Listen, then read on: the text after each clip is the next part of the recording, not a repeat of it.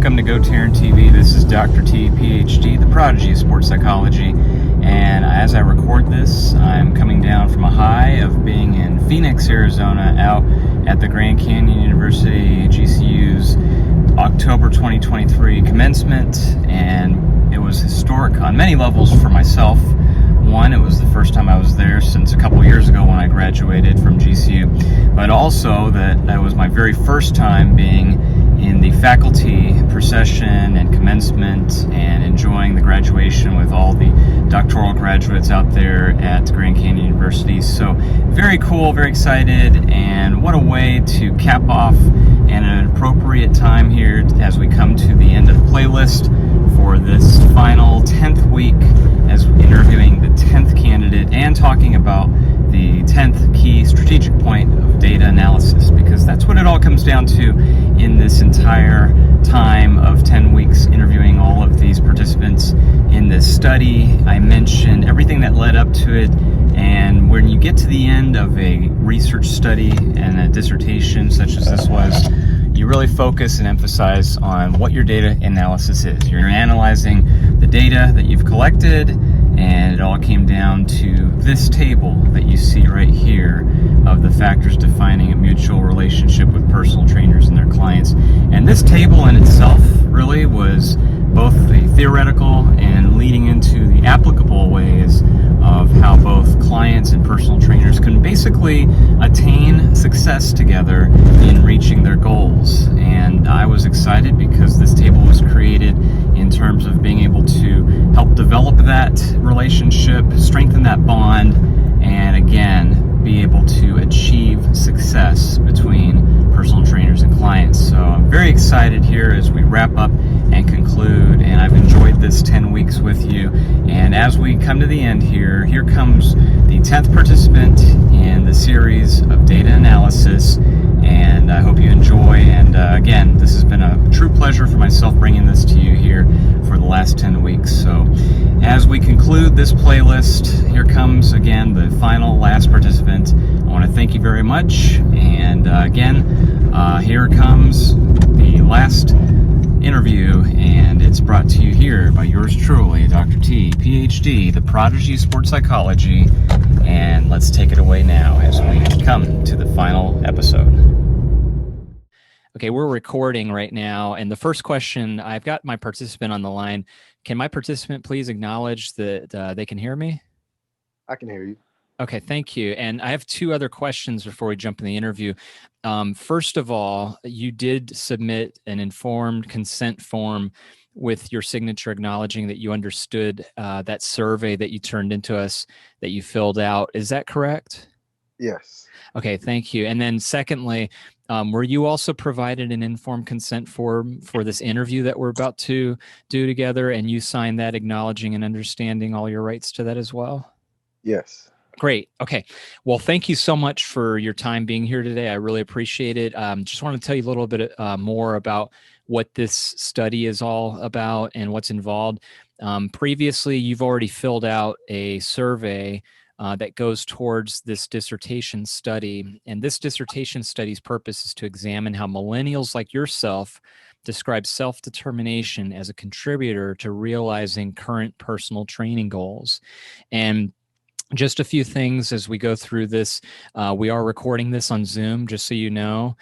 You will get a copy of this recording when we're finished. You'll also get a transcript of the audio recording together. And what I'd like to do is do member checking. And what member checking is that ensures that everything that you answered was to the best of your true knowledge and your intentions of what you mean, so there's nothing lost in context. So in other words, after the interview and I send you the interview and you have the chance to listen to it, if you wouldn't mind, or read the transcript, if there's anything that maybe was confusing or lost out of context and you believe you'd like to edit or modify it or change it, that gives us an opportunity to do so. You can do that at that point, and then get back to me and let me know if there's any changes you want to make, if there are any changes at all. And the length of this interview will be approximately 40 to 60 minutes. You scored extremely high on the survey itself, as well as scoring high in your goal attainment. And so we took your composite and brought that together to get a high average of bringing you here for this interview, which we're about to conduct together. Also want to stress that confidentiality will be maintained at all times. Your name will never be shared. No personal information will be published. And so we'll make sure that everything will be as anonymous as possible. And one final thing, as far as your rights, you have the ability to stop this interview at any time without any consequences at all. So if there's any time that you'd like to end the interview before we're done, that's totally within your rights, and you may do that. So I'm going to jump in the interview here and momentarily ask you a few questions to get started up with.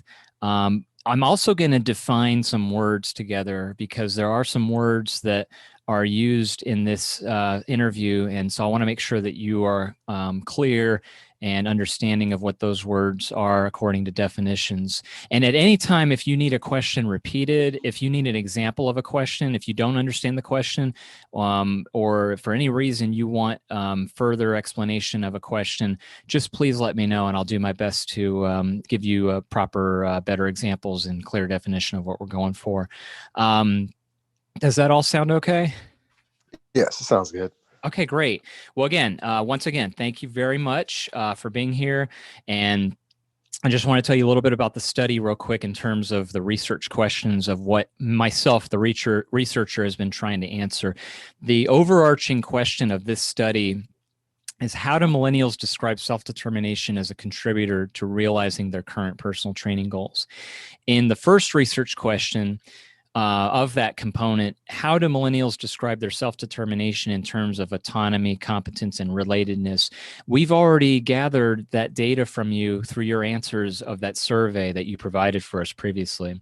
So now we can jump right to the next research question, which is research question number 2.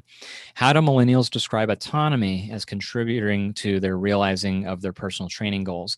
So what we're looking for in autonomy is this, before I ask you this question.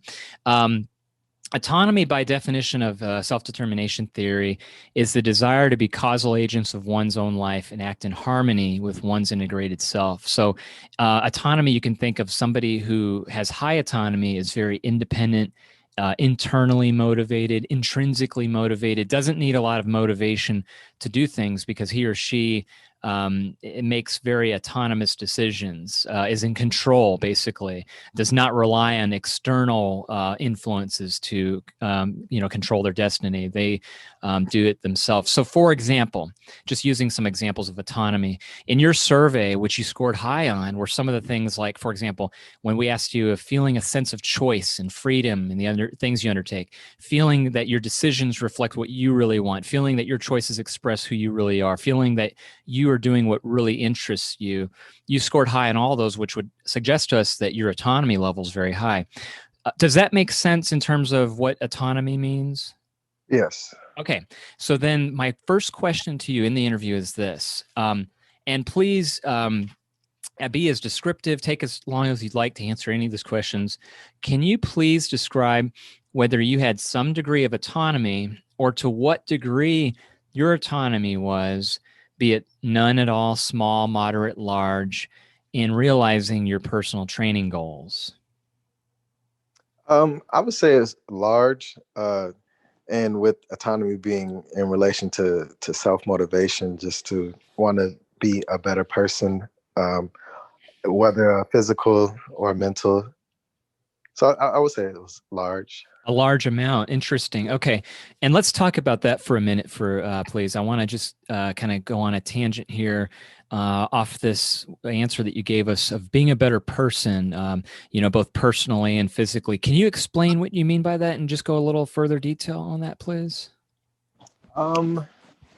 Well, physically, of course, physically staying in shape, working out, feeling better, and feeling that I'm getting myself to a better physical place. Uh-huh. But also mental as well, because when I personally physically work out, I feel like it helps clear my mind and helps me feel better. Maybe get some stuff off my mind if I'm feeling anything mentally. Yeah, good. Let's focus on that for a second. Let me ask this question.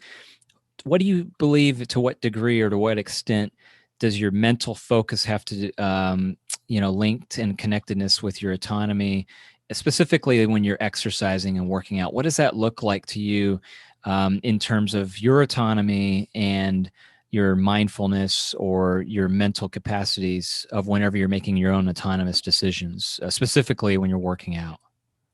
I feel like it plays a big part because if your mind's not in it, then you may not feel motivated to want to work out Hmm.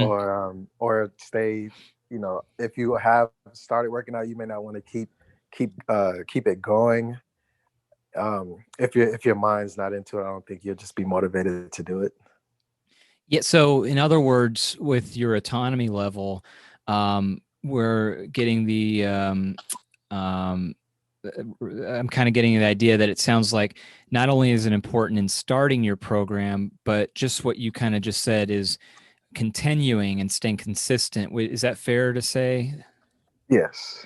Okay. And then in that case, too, when you're working out or exercising and trying to achieve your goals, can you tell us a little bit about what it feels like to have a sense of your own choice and freedoms in trying to achieve those goals? How important is that? I think it's very important because I feel like you would want to do something that you're attracted to when it comes to to working out and exercising. Like myself, I wasn't too big on cardio ever, but Uh-huh.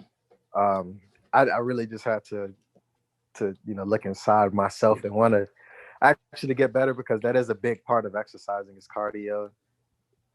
True. And this is, I'm just making notes here.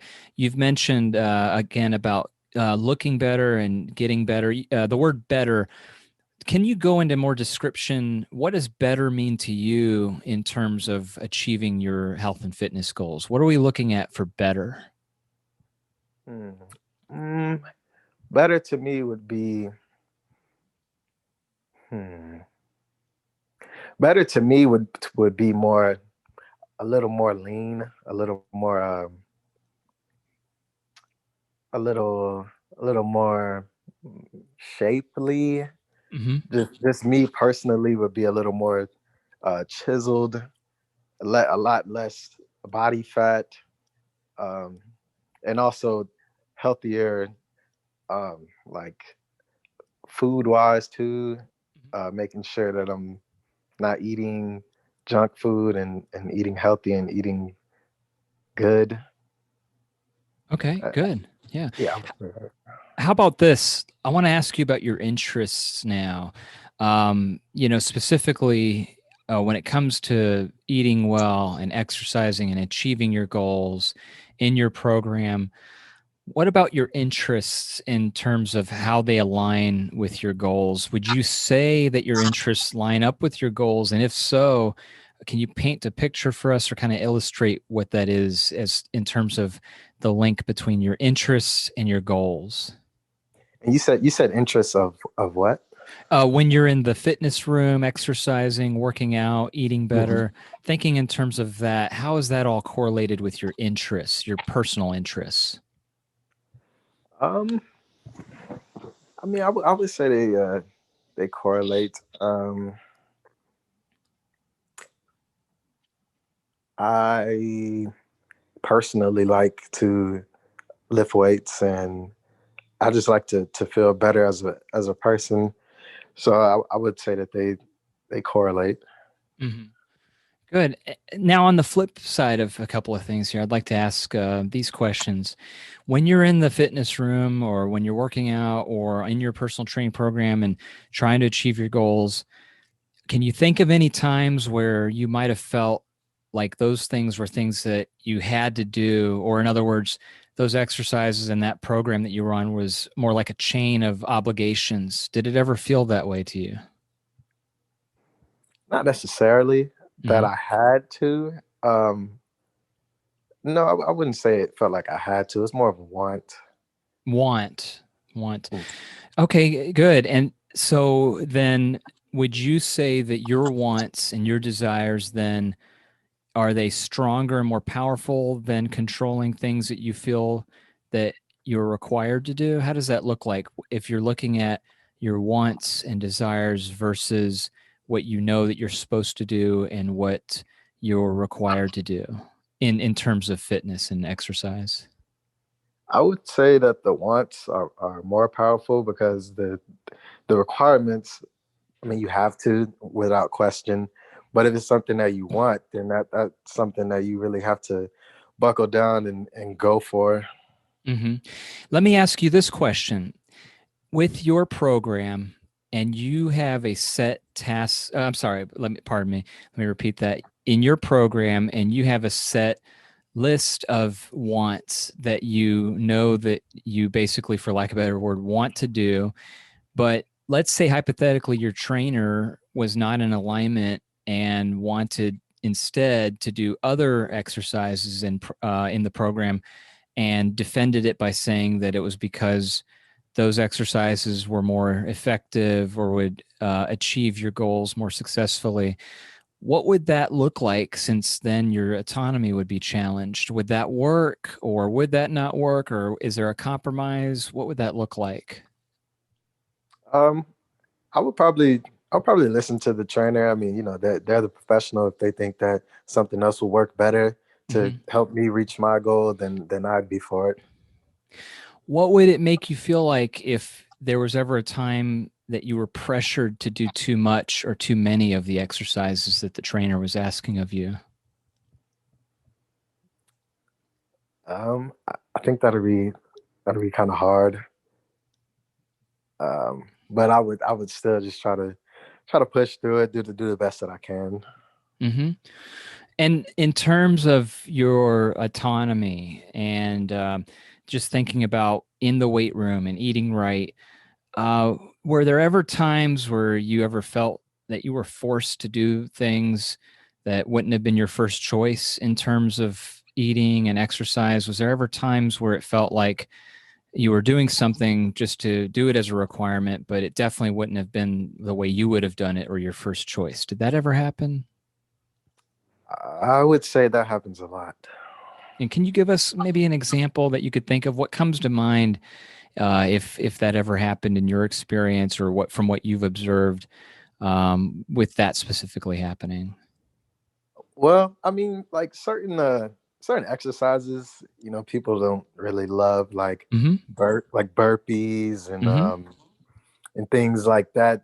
People usually hate those. Hmm. And also like eating healthy. I mean, eating healthy is good, but broccoli versus eating a cheeseburger, taste wise, I would much Mm. rather have a cheeseburger than vegetables. But that's just the sacrifices and things you have to make when you want to be better. Okay, that's interesting. A good answer. I like the sacrifice word that you use there. What level of sacrifice is there when it comes to achieving your goals? Are we talking about sacrifice as just an offset there, or is it pretty important to have some sacrifice? Is that connected with discipline? What does sacrifice look like in achieving your goals? I think it's a big part because to to be better and to look better and to feel better, you're gonna have to give up some of that bad stuff, some of that junk food and other things that won't contribute to your body being better. Hmm. Hmm. Good. And let me ask you this question. Because you have a high level of autonomy, um, how would that play a role in the outcome of your intrinsic motivation being increased? In other words, my question to you is if you have yourself with your high level of autonomy, and that was a great influence positively for your internal motivation, is it still possible for another person who has a very, very low level of autonomy, who is not motivated internally, but needs outside forces to be motivated instead? Can that second person who doesn't have that high level of autonomy be just as effective in reaching their goals as you would be? I would say yes. I would say that's usually why some people may get like a personal trainer or someone outside themselves to help them get there. Mm-hmm. Um, the person with high autonomy, I mean, they could probably just within themselves try to motivate themselves to be better. But some other people may need that personal trainer to push them or uh, help them eat better. Mm-hmm. Good, good.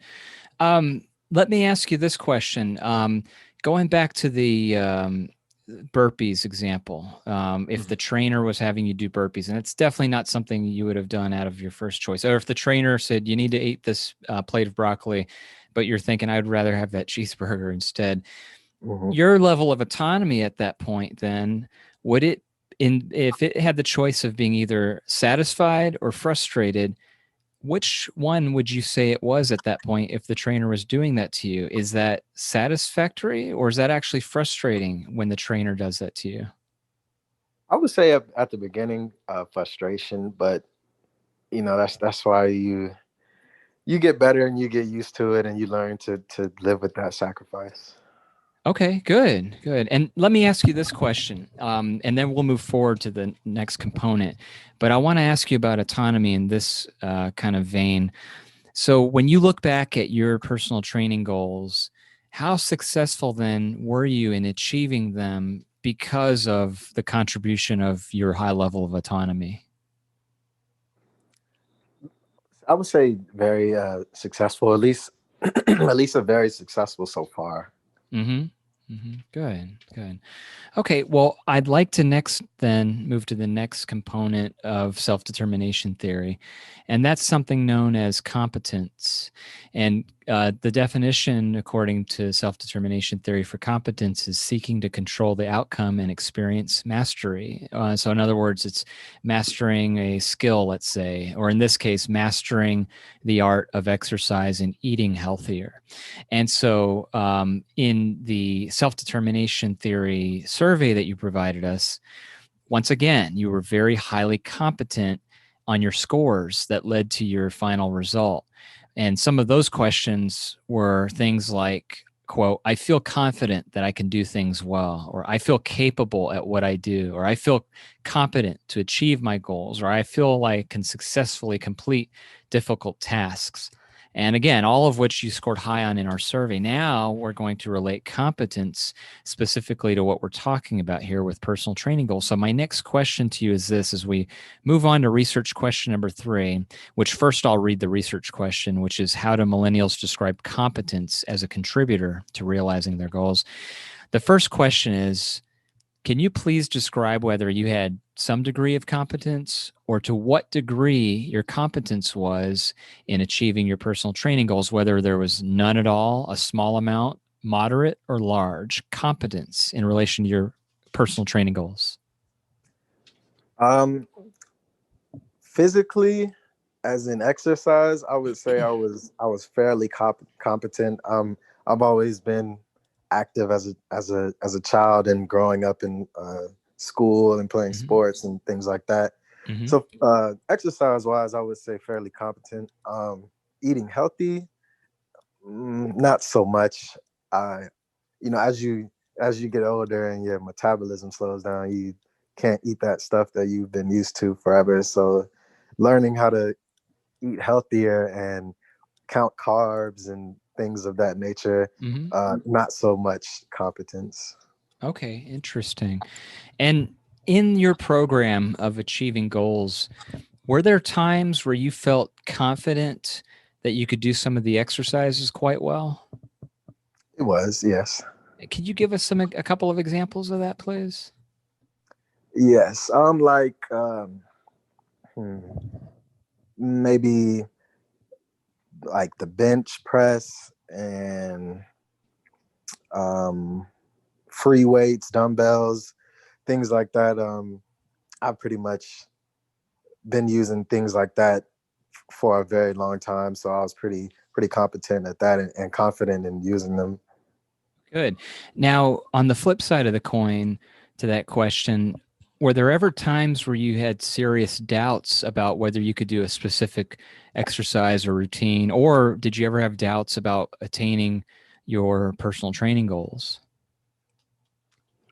Yes, some exercises and workouts I didn't think I would be able to do, uh like many ab workouts, for example. Mm-hmm. Never really had the strongest core, but and beginning in the beginning, working out core was always uh, uh, um, troubling for me because Mm-hmm. I felt like I would never be able to, stick with it and be that guy that can, I don't know, bang out 100 sit-ups or something. But I would say that type of exercise is troubling at first. Mm-hmm. Good, good. And the other thing that goes along with competence is word of like capabilities, how capable one is. And how would you say, if you had to paint a picture and kind of give us a description of or illustration of what did your capabilities look like in terms of how capable you felt in achieving your goals or losing weight or cutting down body fat percentage? Give us some examples of your capabilities, please. And by capability, you mean, what do you mean by that? Sure. So, for example, let's just say that was there a time where your trainer asked you to do something and you had to think about that for a minute and question your safe self to say, "Am I capable of performing that exercise?" Okay. Well, mentally, I would say no. Mm-hmm. Some physical limitations that I have would come into play sometimes, but if I could do it and I was told or asked to do it, then I would do it. Good, good. Now, when you would do it or do it well, let's say, and your trainer provided you unexpected positive feedback, if that ever happened, or if it did happen in the future with your trainer, where you did something and you were surprised that your trainer actually gave you positive feedback that was unexpected, how would that affect then your need for competence, if it would at all? I would say it would help it a lot. It would help me feel good. It help me feel better. Good, good. And on the other side of looking at this too, from a different perspective, were there ever times that outside forces came into play in your workout routines that might have affected you from reaching your goals? Anything externally ever happened that was out of your control that happened that impacted your workouts or from you being able to effectively lose weight or lose body fat quicker than you thought you could? Um, mm, I would say maybe besides injury Hmm. or um, maybe something that has to do with work. Yeah, maybe probably those two. Let's Those two. talk. Sure. Let's talk about those two for a minute. First of all, I want to concentrate on injury. In your workout routines and trying to achieve goals, how important was injury prevention when you first started or while you were working throughout your program? Was that something that was of a priority? And if so, how come and why? Yes, I would say it's just as important as the workout itself. And why is because if you don't, stretch or warm up, you could get yourself hurt, and then you won't be able to do any of the workouts that you want or achieve any of those goals. So I feel like if you don't prevent injury, then you won't be able to achieve any of your goals. Okay, good, good. That's good.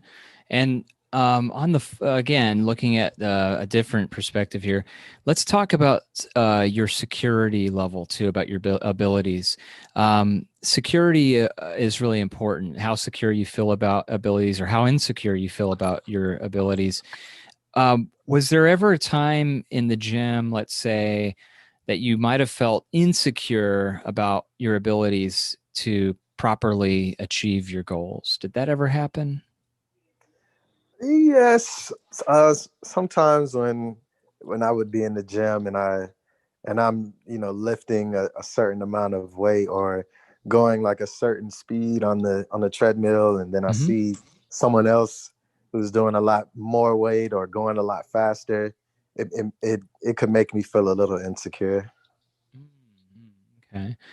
And so in terms of, let's talk about competency compared to your autonomy for a minute. If you looked at your autonomy and your competency, did those two play factors with each other? Were they connected with each other during your goal attainment, or are they completely compartmentalized and separate? How does that look to you, competence compared to your autonomy? I would say they go together because if I'm competent in something that I'm doing, it would uh, in regards to autonomy and self motivation, I feel like it would make me feel better and make me want to keep it up and continue with the things that I know I'm good at. Okay. Okay. Good. Good. And let me ask this question to you as well. When we talk about competency and when it's compared to your frustration level or your satisfaction level, um, with the second item that you mentioned just a few minutes ago, you mentioned work. Can you go into that a little further detail of work being something that was beyond your control that affected you? And if it did it bring satisfaction, frustration, or can you give us examples of when it brought both?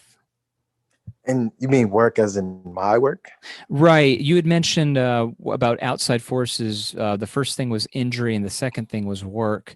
And Hmm. if work got in the way, let's say, of you achieving your goals, or got in the way of you having to cancel a workout session, um, what did that look like? And were those times frustrating, or were they satisfying, or were maybe they were both? What did that look like, if any times like that ever happened? Well, a prime example of how work came in the way of my wanting to exercise and being better. I'm in the military, Mm-hmm. and um, after months and months of finally getting competent and getting in the routine of going to work out at the gym, I was told to go on a deployment. So that kind of just uprooted me from my whole routine and my, the comfort that I had at that gym, and kind of frustrated me because it put the question in my head of when I get to this next place, am I going to have the same kind of um, machines or the same the same amount of workout stuff that I could use. So that in that example, that did bring frustration. Okay, that's a good example. Thank you. Mhm. Okay, I'd like to move on to the third component known as relatedness here. And before I ask you the question, what we're talking about relatedness, relatedness is known as, according to self-determination theory, the willing to interact with, be connected to, and experience care for others. Or in other words, synonym for relatedness is belongingness. And to use from the survey, for example, again, once again, you were scoring high on the survey. For research question number 4, how do millennials describe relatedness as a contributor to realizing their current personal training goals? From your survey, we had asked questions such as, I feel that the people I care about me, I care about as well. I feel connected with people who care for me and for whom I care for. I feel close and connected with other people who are important to me. I experience a warm feeling with the people I spend time with. So with relatedness now, we're looking at the relatedness between you and your personal trainer. And specifically, here's the question to you on relatedness. Can you please describe whether you had some degree of relatedness, or to what degree relatedness was, whether it was none at all, small, moderate, or large, in attaining your personal training goals? Can you repeat the definition of relatedness again? Yes, certainly. So, relatedness, by definition of self determination theory, is the willingness to interact with, be connected to, and experience care for others. Another word that relatedness can be used as is belongingness. Interchangeably, those words are very close. So, for example, in your sessions relating to the trainer who's making you do those burpees, eating broccoli, and the interpersonal connection between you and your trainer. We're asking, how important is that as the contributor to realizing your personal training goals? So relatedness to the personal trainer. Yes, right, exactly. Um, Me personally, I feel like I don't have to relate to the trainer. I mean, if they're guiding me to reach my goals, then that's fine with me. Like I could have a personal trainer that looks nothing like what I want to look like, but I would still uh, put my faith in them to help me get to where I want to be. Hmm. How about, and we'll go a little further into that then, with that connection with you and that trainer. The next question then is, how mutually connected would you feel with your personal trainer? In other words, what does that connectedness look like between you and your trainer then? I would say it's good. Hmm. Um, I would say that we can both relate and be on the same page. Okay. Now, there's some hypothetical questions then I have here in this example. What if the trainer, you detected coldness or if they were distant towards you in the workout sessions? Would that affect then your relationship, which then would it affect your goals, or would it not at all? Or either way, how come and why? I would say yes, it would affect my my goals because if the person that I'm putting my faith into to help me reach my goals and they're not, they're being distant or cold, I feel like it wouldn't push me to want to actually continue. Good. And what about having a sense of relating to each other in this context? Um, how important then is it for your trainer to share the same goals you have and take your goals as important as their own? Mm, I personally don't think we don't have to have the same goals. Um, which is kind of how I said, like if my trainer looks nothing like me, or if they've already reached their goals and they're nothing like mine, but if they're 100% on board with helping me reach mine, then that's really all I need. Hmm. Good. And what about when we look at relatedness compared to what we just got done talking about competency? Is there a link between competency and relatedness? Mm, I would say no. Hmm. What about if your trainer demonstrated a low competence level? Would that then affect your trust or your faith in the workout sessions with them? Okay, well, actually, yes. So when you put it that way, then yes, I would say that they are related. Okay. And how would that play out then in that case? For example, my question then would be, is competency level more important? Is relatedness more important? Or is there not a priority ranking between the two? What does that look like in the gym with a trainer then? Hypothetically speaking, if that trainer, whether they were highly competent or very low competent, and what that relatedness looks like in either case. I would say that they're both important. Hmm. Um, yeah, I would say that they're both highly important. Hmm. What about how relatedness would be connected to autonomy then? We talked about autonomy at the very beginning of the interview. What does that relationship look like between autonomy and relatedness in the workout context? I would say that they're both very important um, because you said relatedness and And autonomy. autonomy. Hmm. Hmm. Um, yeah, I would say that they're both important because if we both have a sense of self motivation and we both want to be better, then it would help both of us out. Hmm. Hmm. And in this question here, then how important then was the level of relatedness in achieving your personal training goals?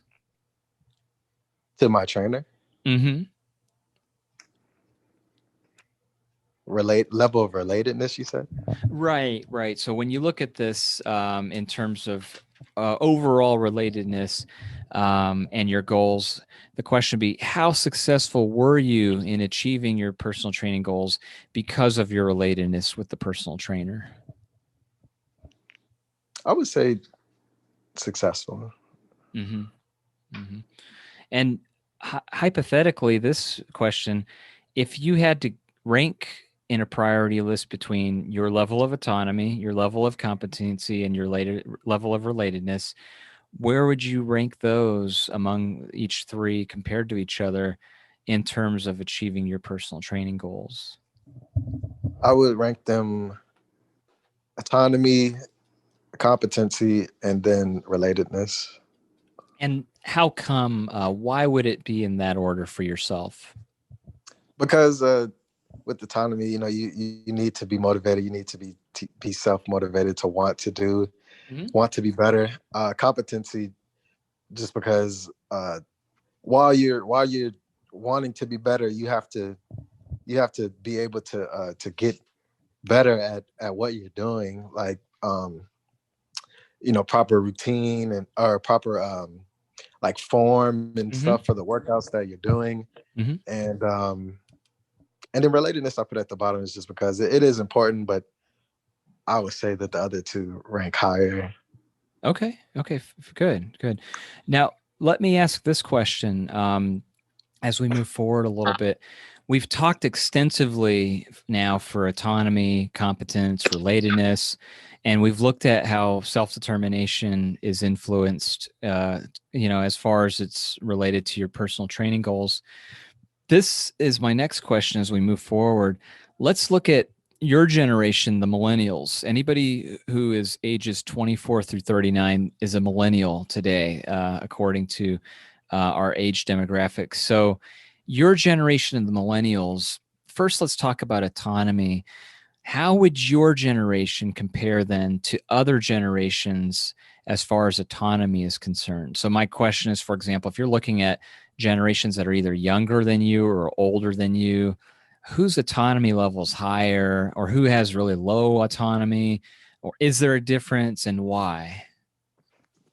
I would say that the millennials, they definitely have so far, I would say the most, just Hmm. because just because the age group that we fall into is there's a lot. They're the ones that have really taken into like entrepreneurship and Hmm. doing things like being self-motivated to want to be your own boss or have your own company, be a better person for yourself. So I would say that the millennials have the most. Okay, good. Same question, competency level. How do the millennials compare competence wise to the other generations?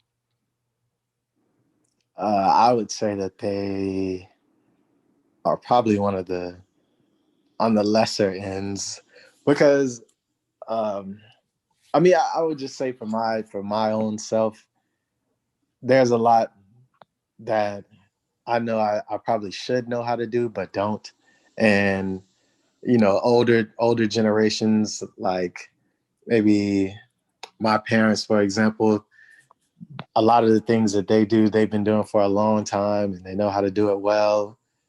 Um, so just based off of that example, I would say that we're on the lower end of competency. Interesting. Okay, and then finally, on this question, relatedness. How does the millennials generation compare to other generations as far as relatedness is concerned? I would say we're on the lower end of that as well, just because a lot of people around this age, I would say they technically or they don't really relate to each other. Um, there's a lot of people that I would say maybe they don't want to be related to. They just want um, to be that outsider. Hmm. Yeah. Okay, good, good. And overall, then, when you look at self-determination, which again, self-determination encompasses autonomy, competence, and relatedness. Overall, how is the millennials' self-determination compared to the other generations? I would say it's high, Hmm. probably one of the highest because the the millennials, I believe they want to be better, they want to do better, and I feel like we're determined to achieve those goals. Good, good. Okay, excellent. Well, that answers all of the interview questions that I had, and great job on answering all of those. Before I give you time to, if you have any questions to ask or comments about the interview questions, let me please confirm your demographic answers, if that's okay, please. Okay.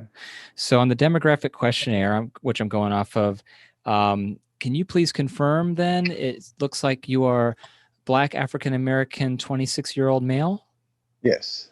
Okay, and how long you've been working out with a personal trainer? 6 months to a year. Yes. And on average, how many times working with a personal trainer? Once a week? Yes. Okay, and then body fat percentage lost during your program, beginning with 30%, ending at 20% with a net loss of 10%? Yes. Great. And then finally, body weight you lost during your program, beginning 200 pounds, ending 185 pounds, net loss of 15 pounds? Yes. Great. Well done. Okay. Well, very good. This was excellent. Again, very good job on all the answers. We've got through all the questions that I had of you. Before we conclude, do you have any comments that you'd like to make, or do you have any questions about the interview questions that we just covered? No, I don't have any questions. Just thank you for the opportunity to even answer them. No, our pleasure. Again, really, really appreciate you taking the time out to do this. And I will go ahead and hit the stop record button right now.